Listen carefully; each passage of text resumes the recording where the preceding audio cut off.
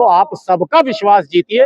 इसके लिए जरूरी है कि संविधान की सर्वोच्चता का प्रदर्शन भी होना चाहिए, दिखना भी चाहिए स्पष्ट रूप से कि संविधान ही सर्वोच्च है। कहेंगे व्यवस्था परिवर्तन कोई छोटी लड़ाई नहीं है कि बटन दबाया रिमोट कंट्रोल से और हो गया, इतना आसान काम नहीं। धीरे धीरे असर दिखेगा, तब जाकर वो एक माहौल देश में बनेगा।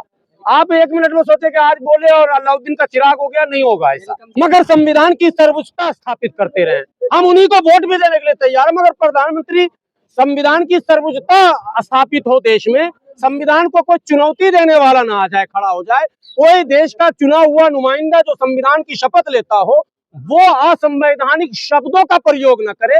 ऐसे माहौल को बनाने के लिए हमने कहा प्रिवेंशन।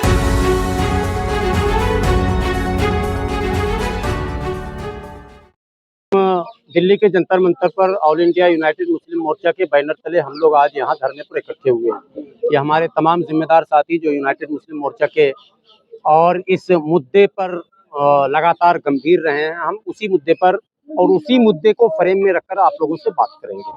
और वो मुद्दा बहुत गंभीर है, संवेदनशील है। मुझे लगता है कि देश के लिए, देश के सभी नागरिकों के लिए ये मुद्दा अति महत्वपूर्ण है। इस पर गंभीर होकर आप लोग भी अगर इसको चलाएंगे तो समाज के लिए एक बेहतर जो है वो काम आपका होगा, आपकी मेहरबानी होगी। ठीक है, हम लोग, मेरे बैनर को आपने देख ही लिया है। जो भीड़ तंत्र के द्वारा धार्मिक उन्माद फैलाया जा रहा है, जगह जगह देश के कोने कोने से जो तस्वीरें आ रही है वो चिंता का विषय है। विशेषकर उसमें माइनॉरिटी को जो टारगेट स्पेशल किया जा रहा है वो और ज्यादा चिंता का विषय है। दुकानों को लेकर, मकानों को लेकर, इबादत गाहों को लेकर, कब्रिस्तानों को लेकर, खाने पीने को लेकर, पहनने ओढ़ने को लेकर, पढ़ने लिखने को लेकर, अरबी संस्कृत को लेकर, यूनिवर्सिटियों में कैंपस में अलग अलग मुद्दों को लेकर, और यात्रा के दौरान रेल और बस में भी जो घटनाएं अब तक घटी हैं वो सब आपके सामने हैं। निसंदेह ये दर्शाता है कि ये कॉमनल पॉलिटिक्स की एक बड़ी वजह बनी हुई है। एक और आश्चर्यजनक बात यह है कि जो भी राजनेता कॉमनल पॉलिटिक्स कर रहे हैं वो फल फूल रहे हैं, आगे बढ़ रहे हैं, ये ज्यादा चिंता का विषय है। अगर ये होता रहेगा तो देश में फिर कॉमनल पॉलिटिक्स बढ़ेगा जो देश के लिए हानिकारक होगा, नुकसान होगा। इससे देश को बचाना यह हम लोगों का कर्तव्य है। हम लोग भारत से प्यार करने वाले हैं, हम लोग देश प्रेमी हैं।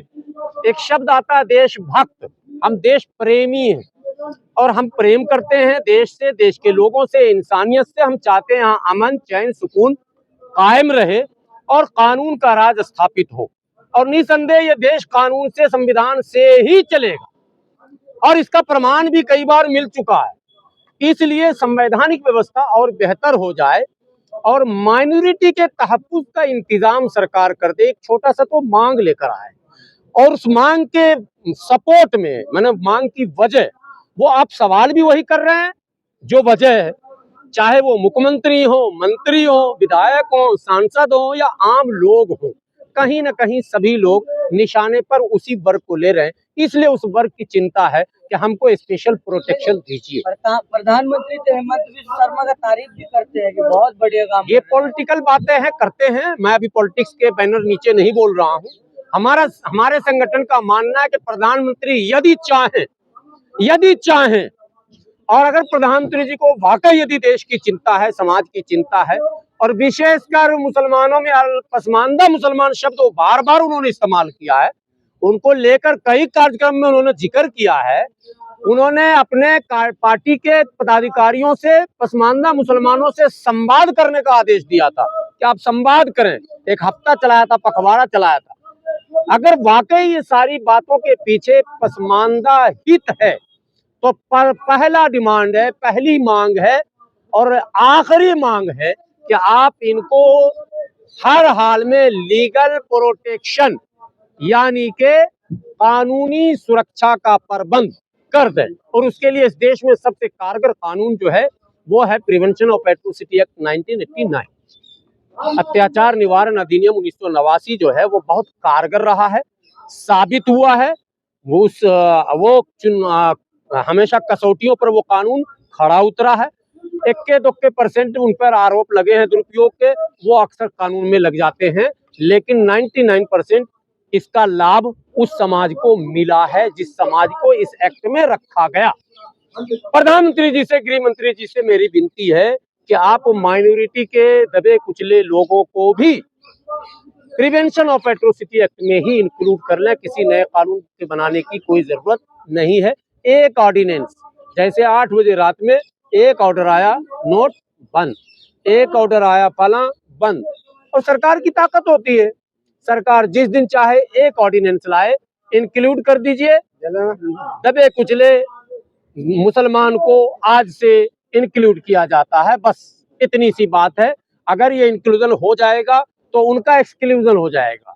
वो फोर्स जो कम्युनल पॉलिटिक्स को बढ़ावा देने वाली फोर्स है, उनका एक्सक्लूजन के लिए जरूरी है कि हमारा इंक्लूजन हो जाए। हम इन करेंगे इस कानून में, वो आउट हो जाएंगे, कम्युनल पॉलिटिक्स खत्म हो जाएगा।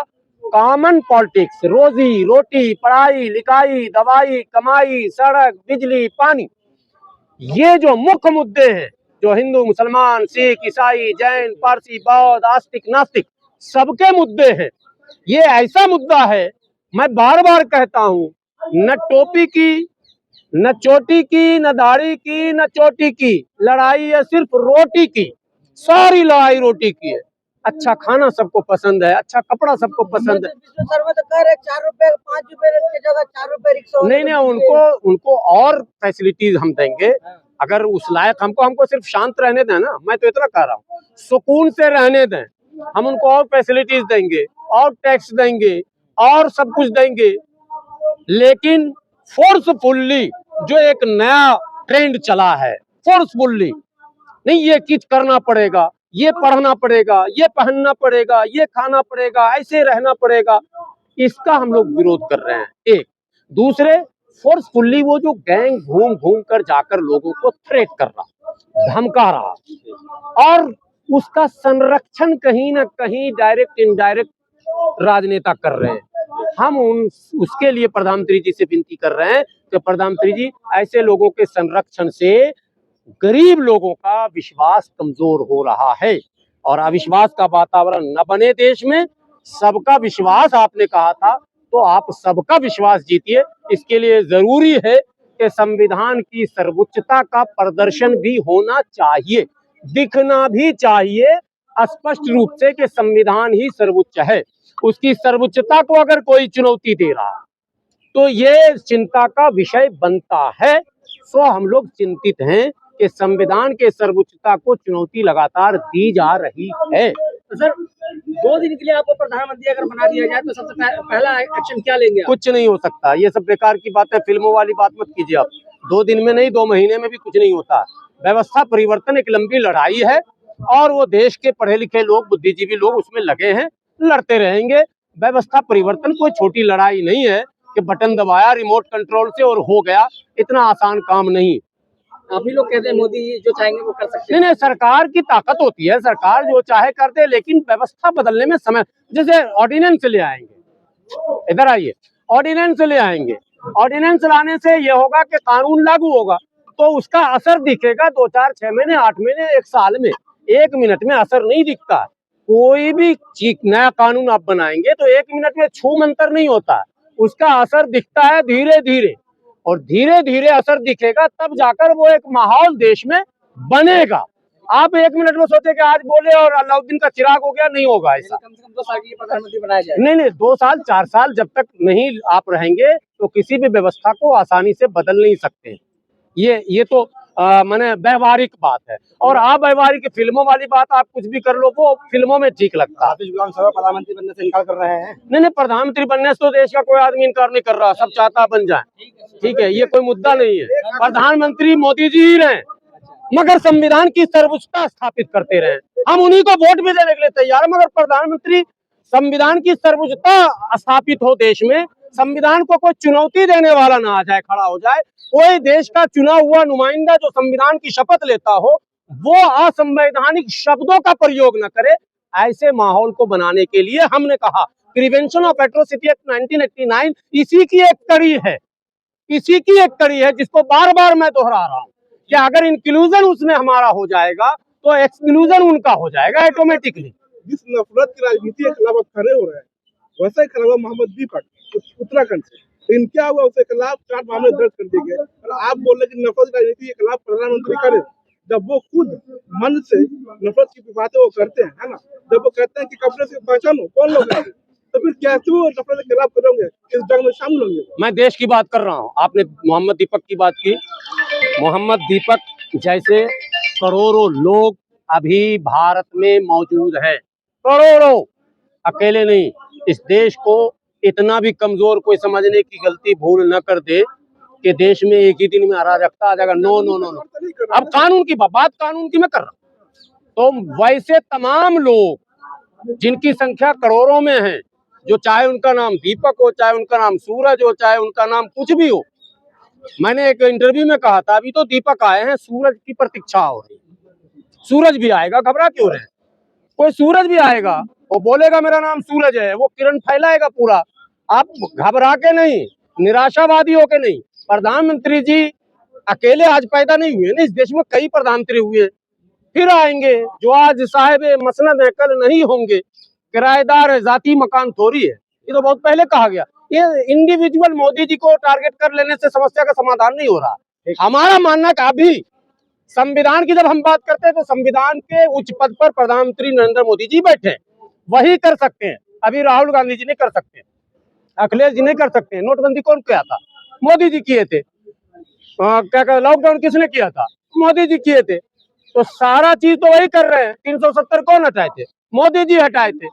तो उनके पास पावर है, तो हम डिमांड उनसे न करेंगे। अभी आरोप वो लगाएं, वो उनका काम सियासत है, क्या बोलते वो वाले सियासत समझें।